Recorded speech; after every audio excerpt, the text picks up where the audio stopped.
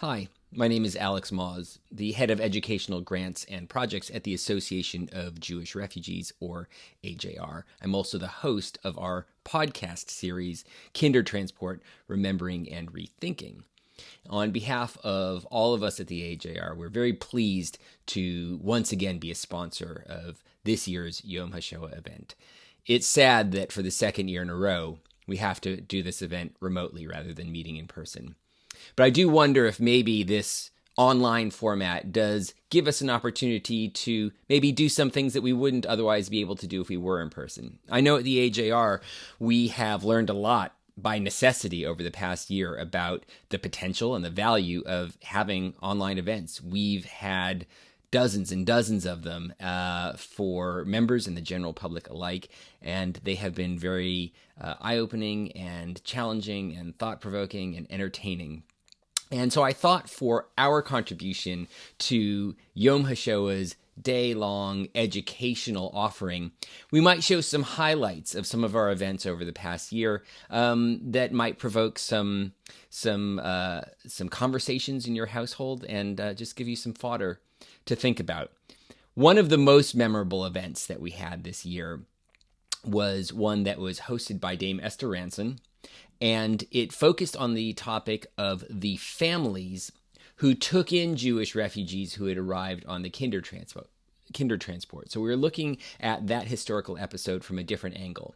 And our featured guest on a panel of that event was none other than Sir David Attenborough. So let's watch a few minutes of that. I'm used to be talking about the children when we discuss Kindertransport, but on this particular occasion, I think we're going to be celebrating two sets of parents. We're going to be celebrating the parents who, with huge courage, decided to allow their children to go into the homes of complete strangers, and to celebrate the parents who opened their homes to these children whom they can't have known and who they must have known very little about. And among those parents, David, were your parents. So I wonder what kind of people they were. Describe them to us. Well, my father was the head of a little university college in Leicester. He was an Anglo-Saxon scholar by education, but he believed very strongly in provincial universities. And Leicester University was supported by local subscription. The citizens of Leicester simply paid for it themselves. When he went there, when he got there, there were, I think, less than 100 undergraduates. He was the second principal of the but he gradually started to build it up. My mother, who was the daughter of a headmaster close to Derby, was a bit younger than him and a linguist. She spoke very good Italian and French. She was very active socially. She had organized relief for Basque children from the bombing of Guernica, and Basque children came to this country, and she looked after a group of them. My father was the chairman of a group that was concerned with German Jewish academics, and did what he could to bring people out by offering them jobs. I mean, distinguished professors of physics or chemistry or whatever would be offered the job as a lab assistant, as you had to do in order to get that person to come. The British government insisted on that. And then when nearly always, all these people were on their way to relations in America. So that there were a number of distinguished scientists who came through University College Leicester with menial jobs for a month or so before moving on. And it was in the course of that he was asked whether, by the chief medical officer of Berlin, whether we could give a host to his two daughters, who were 13 and 11, who were on their way to their uncle in New York. And the idea was that they would be with us for maybe a couple of weeks, 3 weeks, And then they would get on a ship and go off to America, which of course he said yes to. In the event, of course, what actually happened was that the children arrived on the Kindertransport, the last Kindertransport, and 17 days later, I think, war broke out. And so my parents said, well, boys, I have two brothers, Richard, an actor you knew, and a younger brother, John, who died a few years ago. And she said, my parents, her mother said, well, here the girls, they're going to be your sisters until the war is over. How did you take to that, you and your brothers?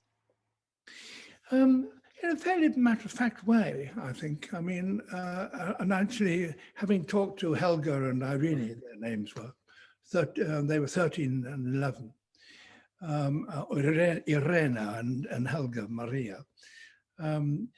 They too were very matter-of-fact about the whole business. I mean, Helga was quite bouncy about it all. It was a big adventure. I think she'd too young to realize the significance of what was happening to her.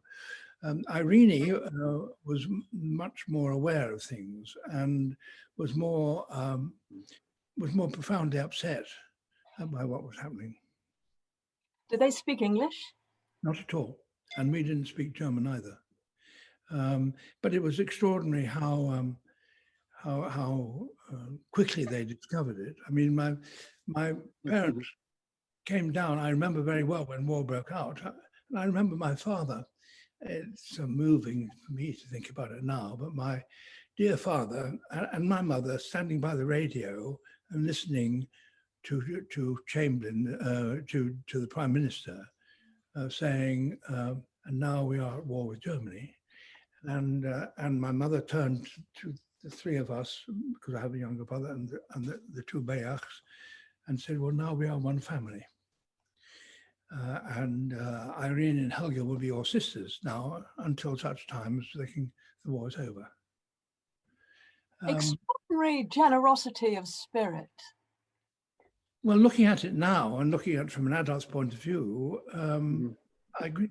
I mean, and the experience, of course, I mean, people say nice things. Jewish people say nice things to me about our hospitality, but of course it was nothing to do with us. I mean, it was my parents, and they said that, and they said, "We are now one family. You now have two sisters, and they will be with us until it's over." You have reunited with them fairly recently.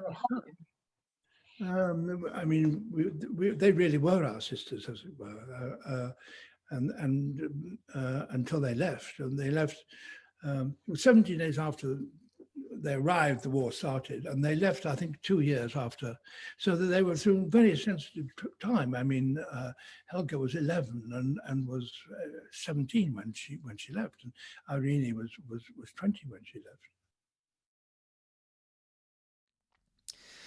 Wow. I just find that interview with Sir David to be remarkable. I mean, on the one level, just the clarity of his memories is quite something. The impact that these two essentially sisters of his made on his life has stuck with him for so many years, and that says something. I also find what he is describing to be interesting on another level as well, which is about where the Kindertransport sits in our collective memory exactly. So many people, I think of the Kindertransport as being somehow separate from the events of the Shoah. It's almost like a parallel history to what we know went on the continent. And of course, it is a very different strand of history. But when we hear Sir David talking about the moment when the sisters learned the fate of their parents, you realize that brought the realities of the Shoah into the Attenborough family's living room. And that is representative of so many other living rooms throughout Britain in mainstream British culture and society. And it challenges our idea of these things being somehow separate, that they are unavoidably linked together. I want to show you another clip. This one is from an event that we did to commemorate Holocaust Memorial Day just a few months ago. At that event, one of the things that the AJR was looking to do was to highlight our work with the second, third, and subsequent generations of survivors and refugees. And one of the featured components of that Holocaust Memorial Day commemoration online was a conversation between AJR member and survivor Stephen Frank and his granddaughter Maggie. They were talking about a trip that the two of them took together a few years ago to Stephen's hometown where he grew up of Amsterdam, but it also included visits to Terezin and Auschwitz-Birkenau. And it's really moving to see a grandfather and a granddaughter sharing this story and recalling the time that they spent together. Here, have a look. Well, that's right. I mean, it was very interesting for me to do something like this with you. You know, you're the up and coming generation, and I'm the sort of outgoing generation. Unfortunately, some of the places that I wanted to revisit when we were in Theresienstadt, they changed all the names now, of course, because it is, after all, a Czech town. So all the street names are in Czech, which makes it extremely difficult, because when I was there, of course, all the street names were in German. And when we went to have a look at the children's home where I was, in fact, we couldn't find it. It looked as if it had been actually demolished and turned into a car park. But we did see the tunnel where I worked, or the entrance to the tunnel where I worked, and moved the ashes of the dead right near the end of the war.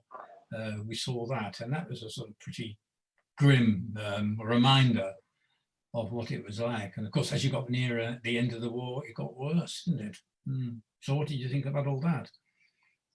It was quite horrific to see that when you put the story and the scenes together, it made it worse, because it was like, you remember that tunnel as passing the ashes along from the dead, and so did quite a few other people, whereas people today will just go through that tunnel like nothing's there.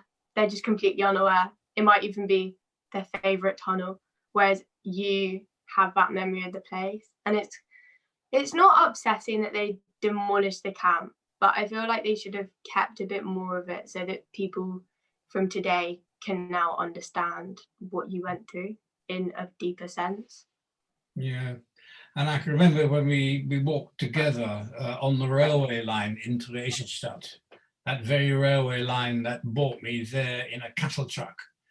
And, you know, the different feelings that, of course, I had of walking on that railway track as opposed to the feelings that you had. Yeah. That was something quite different. And then, of course, you know, I mean, I was the lucky one. I was the one that survived, because after that, we went on to Auschwitz, and we went by taxi to Auschwitz. And, you know, we went by taxi to Auschwitz, and all those other people we know went in cattle trucks. Thank you, Stephen and Maggie. You know, at the beginning of this session, I mentioned that maybe doing online events gives us some opportunities to do some things that we wouldn't be able to do at in-person events. Every year, the AJR hosts a commemorative ceremony to mark the anniversary of the November pogrom, or Kristallnacht. This year, because it was an online event, of course, we were able to have one of our speakers speaking to our members and others who tuned in from the Stad Temple in Vienna. That's Vienna's main historic synagogue. The speaker was Hannah Lessing from the Austrian National Fund. She spoke a lot about the fund's work and about the importance of challenging anti-Semitism. And then one thing I wasn't expecting was for her to share a very personal story towards the end of her remarks. And it was so powerful, I just wanted to share it with you today. The memory of Kristallnacht leaves a bitter taste of loss, fear, and dislocation. From the ashes of over 150 synagogues destroyed in Austria, we can only salvage fragments of the past. Today, on this special occasion, I would like to share with you a very personal story I experienced 5 years ago. It is the story of the Rimonim that forges a personal connection back to that night In the 1930s, my ancestors, Bertha and David Lessing, dedicated a pair of silver Torah finials, Rimonim, to their temple. They were antique, originating from the 19th century, the Biedermeier period. Their son Heinrich had died at a young age, and the Rimonim were a votive gift in memory of this beloved child. I imagine how much these Rimonim must have meant to his grieving parents. Then the Nazis burned the temple down and looted the ritual objects, among them the Rimonim. They were lost without a trace in the turmoil of history. Decades later, one day in 2015, the former president of the Vienna's Jewish community told me about a pair of Rimonim he had seen in an Israeli auction catalog. Hannah, these Rimonim bear the name of Lessing. Don't you think they might come from your family? That's how I, by pure chance, learned of their existence. But maybe nothing happens just by chance. As we would say in Yiddish, it was bashert. So in March 2015, I went to Israel to retrieve the Rimonim and bring them home to Vienna. 77 years had passed since they had been looted during the night of broken glass. With their return, a part of my family's shattered history emerged from the dark. For more than 20 years, I had been dealing with the past and the memories of others, scarcely thinking of my own and my family's lost memories. Finally, I brought the Rimonim home to my father, who at the age of 93 saw them again for the first time. My father, as usual, didn't say very much. But I know deep inside, this moment meant a lot to him. Because we cannot overcome without remembering. Just so powerful. Thank you so much, Hannah, for that. Although there's something so haunting and sad hearing Hannah's voice echoing around an empty synagogue, which was a necessity because of COVID restrictions, but it just feels so wrong to have an empty synagogue like that. It is worth saying, though, that synagogue was one of the few in all of Vienna and Austria that survived Kristallnacht intact without being harmed. And this is remarkable. Just 2 days before Hannah was speaking from that bima, there was a horrible terrorist attack that you might remember in Vienna, just steps from that synagogue. And yet again, the synagogue was unharmed on that horrible night. Maybe the resilience of that building is in some way a symbol for something else, the resilience of Jewish life in Austria. So thank you for that.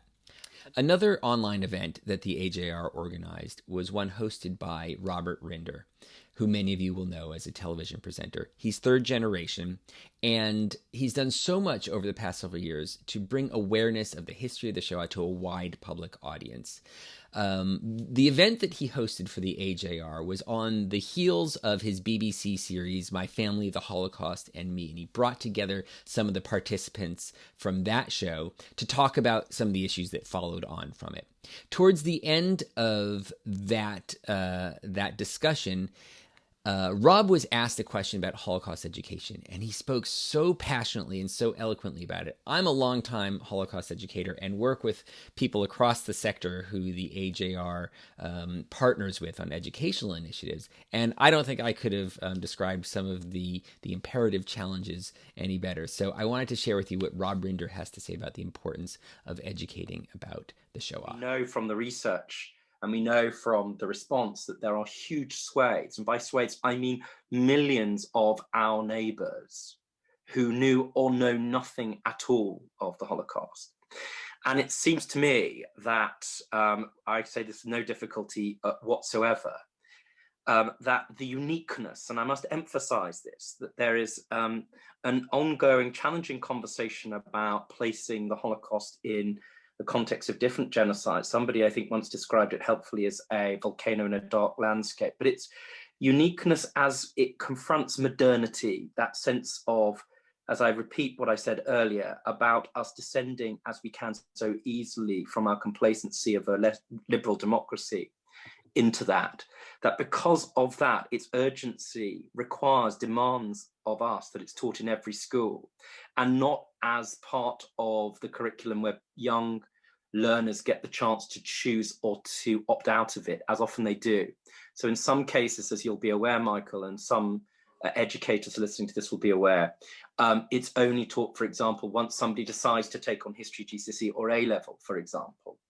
It seems to me that this should be part of citizenship. Understanding what took place is not a German, it's not a European experience. It represents, in the most articulate form imaginable, the fragility of our democracy and our rule of law.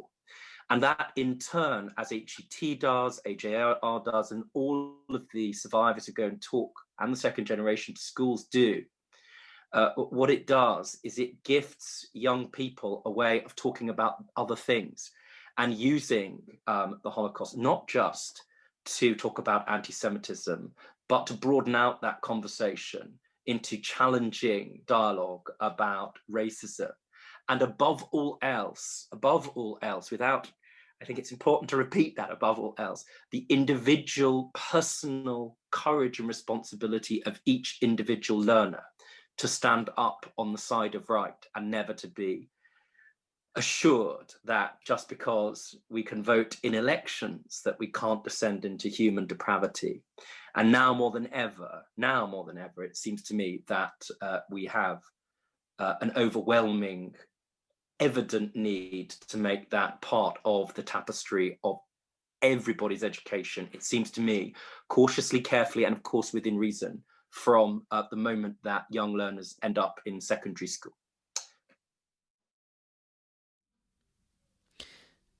What Rob was doing there was dipping his toe into the waters of a long-standing, I don't want to say debate, but ideological discussion that's been going on for at least a generation now, I'd say, about what is the purpose of teaching and learning about the Holocaust. Is it simply because it happened? It was the defining event of the 20th century, and young people need to learn about that. And because we need to remember those 6 million who perished for their own sake. Or is it for something broader than that, that we learn about the Holocaust to teach us about something else as well, like about the role of individuals in society, about citizenship? And I think Rob did such a brilliant job of balancing those two things. I think probably the purpose is somewhere in the middle of those. And he very articulately, I think, explained one way of framing what the purpose of teaching and learning about the Holocaust could be. One final clip I want to show you was from an event that we hosted that looked at contemporary anti-Semitism. So I want to finish this session, again, looking forward about the contemporary relevance of the Shoah and why we are still learning about it and talking about it. On this panel, we had Lord John Mann, Lord Ian Austin, and Karen Pollock, Chief Executive of the Holocaust Educational Trust. And as part of that panel, Karen had the following to say about allyship, about those who are challenging anti-Semitism and what they can do in regards to other forms of prejudice as well.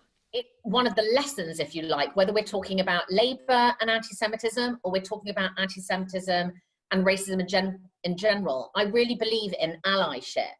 I really believe that we have to educate each other, understand each other, that we can't be an insular community and only understand ourselves. We have to understand others, and we have to build bridges.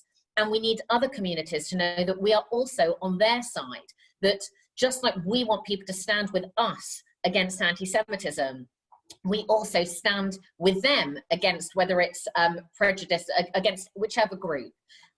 I really believe it. And I think something I would say, coming back to the work that I do on a more regular basis at the Trust, is that we work with young people, and they are from all walks of life, from all across the country, the majority of whom are not Jewish, and most of them haven't met a Jewish person in their life until they hear from a Holocaust survivor in a school, or when they get more involved with us as an organization. And what I really sort of am inspired by is that they just think, as decent people, that we should remember. They think, as decent people, we should remember the individuals that were murdered, but also say no to anti-Semitism today. And they've got no reason to, they've got no obligation, but just because they get it. And I think that should be a positive message, in that we can talk, the theme is to talk about anti-Semitism, and it can be quite depressing when, in particular, when you see some of the COVID conspiracies that were referred to earlier as well. It's like, it's never ending, isn't it? Or the t-shirt on Amazon, it's just, when will it stop? The answer is, it probably won't stop, but there are a lot of people who are on our side. And, Ian and John are really brilliant examples of that too. Thank you very much, Karen Pollock, CBE, for those, I think, rather challenging remarks. Yom HaShoah is really the Jewish community's Holocaust commemorative event, and so it seems only appropriate that we should finish this session with Karen's comments that I think are targeted at the Jewish community. So thank you for that. It gives us a lot to go away and think about. That wraps up this sort of highlight reel of some of the AJR's notable online events from the past year. It seems a little bit weird on Yom HaShoah to say I hope you have a good day, but I do hope that you have a thought-provoking and maybe similarly challenging, reflective, and memorable day. The AJR, as many of you may know, but some might not, provides social welfare services for Holocaust survivors and refugees. And if you know anyone who could benefit from our services, please do get in touch. On behalf of all of us at the AJR, thank you for tuning into this session, and we very much hope to see you very soon in person, if at all possible. Thank you.